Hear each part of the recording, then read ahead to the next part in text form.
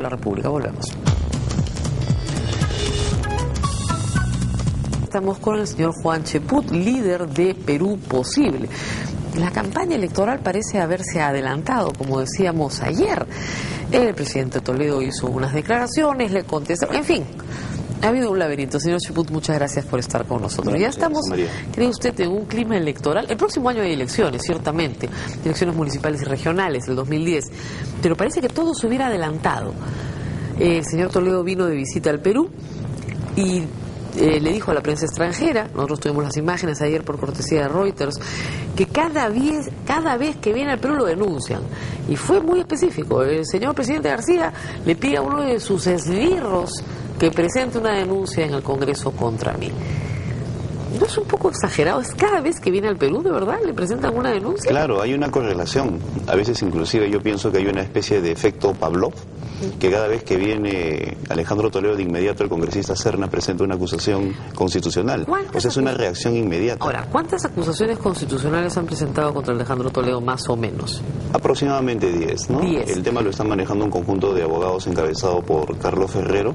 Algunos de ellos ya han sido desestimados en la Fiscalía. Varias. Y hay otras que siguen en curso. Pero el problema es que ellos insisten con hechos que inclusive ya han sido cerrados en la Fiscalía y permanentemente los reviven, como este propio caso de Camisea cada vez que se acerca Alejandro Toledo. Ahora, el señor presidente de la República y todo presidente de la República no puede ser juzgado, ¿no es cierto?, en el Poder Judicial si es que no hay un proceso primero en el Congreso de la República. Por eso es que nosotros consideramos que hay una sobreactuación política de parte del congresista Serna, porque él sabe perfectamente que el presidente de la República no es alcanzado por hechos administrativos o que tienen que ver con licitaciones. Sin embargo, lo coloca específicamente sin que haya mediado primero el proceso de trámite con los ministros. Claro, pero también tiene que haber un antejuicio constitucional. Así es. Y no pasa no hay nada de eso. No, y nunca han pasado de la etapa meramente, digamos, de la subcomisión de formal o de investigación o de invitación a los ministros. Nunca se ha pasado de esa etapa y sin embargo siempre se hace la acusación directamente a la cabeza, inclusive por la compra de flores, ¿no?, que ya eso raya con lo ridículo, ¿no? Fue la peluquería, las flores, los pollos y otras cosas más. Y ese es un libro que publicó, me parece que el señor Velázquez Gesqué. Un libro difamatorio que en su momento será respondido. Nosotros, y que él ha tenido argumentos en algunos casos ficticios o manipulados o construidos, pero en el fondo Alejandro Toledo ni se pierden las cajas, como pasa en el caso del MINSA, ni se incendian los archivos, como pasó cuando Alan García dejó Palacio de Gobierno, ni estos se evaporan, ¿no? O sea, simplemente nosotros dejamos un conjunto de archivos físicos constituidos que fueron investigados y manipulados por el aprismo para crear este libro. El señor presidente Alejandro Toledo ha dicho, a mí me acusarán de frívolo, y lo ha reconocido además. Sí, pues, ¿no fue un poquito excesivo? Bueno, lo que intentó ser Alejandro Toledo fue muy gráfico, ¿no? Desde el punto de vista de no querer negar una situación que se empapa dentro de todo el contexto de algún descanso presidencial, pero a la vez reconoció que o indicó con absoluta claridad que durante su gobierno no hubo ni casos violatorios de derechos humanos, ni de manipulación de medios de comunicación, ni violaciones a los derechos humanos. Cuando él dice, yo no tengo las manos manchadas de sangre, él no alude a ningún partido en especial. Sin embargo, se sienten tocados tanto el fujimorismo como el aprismo y salen a contestar de inmediato, ¿no? Hay allí sí grandes diferencias entre lo que fue el gobierno de Alejandro Toledo y lo que constituye el actual gobierno de Alan García y lo que significó Alberto Fujimori. Aurelio Pastor del APRA ha dicho que el presidente Toledo tiene que serenarse. Está muy nervioso cada vez que viene al Perú. En absoluto. Los que han perdido la compostura son ellos. Hemos visto un carnaval de insultos de parte de la señora Keiko Fujimori y luego de algunos congresistas apristas, específicamente Mauricio Mulder, que pierde la compostura permanentemente.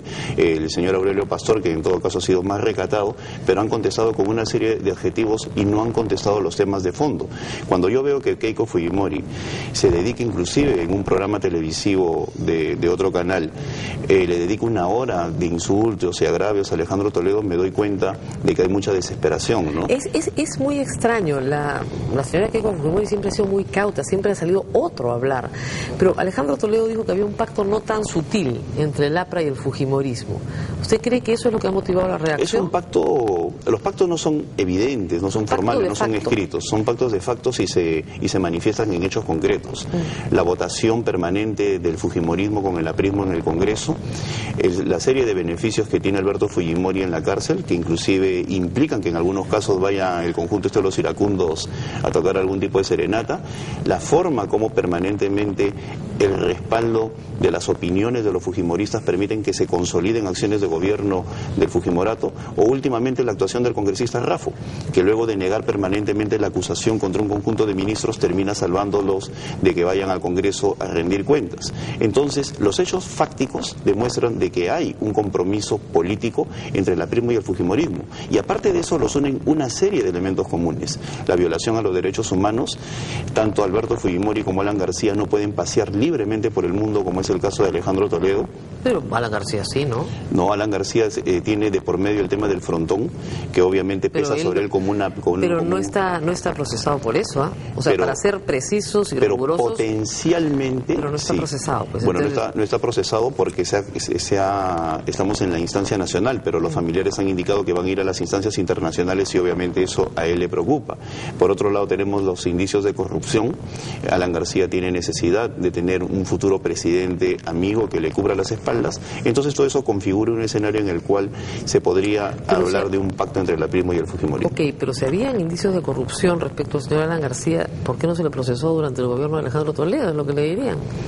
Ah, bueno, porque los indicios de corrupción estamos hablando del actual gobierno. Del actual gobierno. Inclusive tenemos el caso de que con Fujimori hubo los Vladivideos y ahora tenemos los petroaudios. Y en el caso de los petroaudios yo no entiendo por qué a la fecha solamente se conoce 1 de cada 10. Le han dado una llavecita a la jueza, le han dado una llavecita para que los guarde. Una llavecita muy precaria, una llavecita que puede significar la desaparición de los audios, y acá el papel del Congreso es fundamental. El Congreso debe tener por lo menos un inventario de los audios y esos deben ser publicados. Está bien que no los escuchemos, pero tal y como dijo el ex premier Carlos Ferrero, es fundamental de que estos elementos sean conocidos por la opinión pública. En honor, la verdad, estuvo acá sentada Mercedes Cabanillas y pidió exactamente lo mismo, y nosotros lo pedimos todas las noches. Bueno, ella tiene el poder suficiente porque es presidenta de la Comisión Política del APRA para que sus palabras no queden simplemente en actos retóricos ante la sociedad. Si el APRA lo decide, podrían indicar la publicación de inmediato, de lo contrario significaría simplemente quedar bien ante el público. Inventario. ¿Qué es lo que se hizo con los Vladivideos, no? Al principio se publicó el inventario, los Vladivideos. Un inventario y una relación, y que la cosa no quede en palabras simplemente. En el caso de los Vladivideos, los que tenían contenido moral, personal, se entregaron a la Iglesia Católica. A la Iglesia Católica hubo ahí un trámite muy fino de parte de la mesa directiva que presidía casualmente Carlos Ferrero, y los demás se visionaron. Y los políticos se visionaron absolutamente.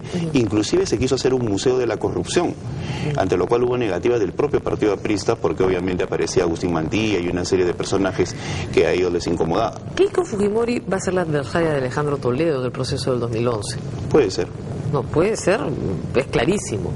Entonces, también se podría decir, Toledo viene al Perú, ataca, en realidad nadie lo está procesando, porque esas denuncias no van a prosperar, y es evidente que... En el caso de Keiko Fujimori, yo creo que lo que hay, más que el inicio de una campaña electoral, hay una campaña de sensibilización judicial. No, ellos están por enfrentar una denuncia, una sentencia en un mes. Es clarísima la estrategia del fujimorismo de querer sensibilizar a la opinión pública respecto a Alberto Fujimori, movilizarla, victimizarlo. Ellos entienden perfectamente que la condena puede significar muchos años de cárcel para Alberto Fujimori, y están preocupados por dos cosas: porque no consiguen las firmas. Para ellos sería un sensacional efecto político entregar 1 millón de firmas días antes de que se condene a Alberto Fujimori, o se dicte sentencia, creo que es lo más exacto, tienes toda la razón. Y lo otro significa sensibilizar y movilizar a la opinión pública y sobre todo a los fujimoristas para que acompañen físicamente la eventualidad de una sentencia negativa. Entonces, como ven que no funciona ni lo uno ni lo otro, y Keiko Fujimori está estancada en un 15% desde hace muchos meses, pues obviamente tienen que salir a la victimización, en lo cual ellos son muy eficaces. Ellos se pasean por una serie de programas que son complacientes y levantan los aspectos personales de Keiko Fujimori y no los aspectos políticos. Yo creo que al Perú no le interesa que el próximo presidente tenga una hija linda y tenga un esposo que sea muy trabajador, sino le interesa qué es lo que quiere para el Perú. Y se levanta la parte familiar, íntima, personal de Keiko Fujimori, pero no se le dice en absoluto cuál es su visión de país, qué es lo que piensa hacer en materia de violación de derechos humanos, de qué manera ella respondería a una crisis económica, qué piensa de la migración, qué piensa de la biodiversidad. capacidad. Nada de eso se le pregunta a Keiko. Lamentablemente no nos da una entrevista, si no se le preguntaría. Ahora, ¿no es Alejandro Toledo también un experto en victimizarse? Bueno, no lo son todos los políticos, dicho sea de paso, pero ¿no es el presidente Toledo también un experto en victimizarse?